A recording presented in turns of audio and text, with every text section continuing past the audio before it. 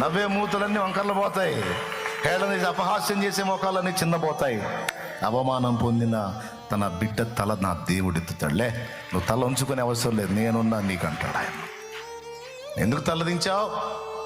నేనున్నా నీకు, తలెత్తో తలెత్తో. నిన్నన్న తలలో దించాలి, నేను హేళన చేసిన తలలో దించాలి, తల వంచాలి, నేను నీకు తోడలే అంటాడు.